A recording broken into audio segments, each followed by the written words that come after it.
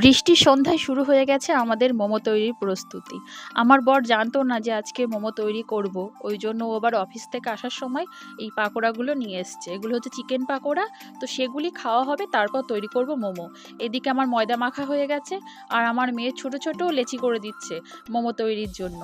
ও না খেয়ে পাশে ওর খাবার রয়েছে, ও আগে এগুলি তৈরি করবে এবং এগুলি তো ভীষণ আগ্রহী।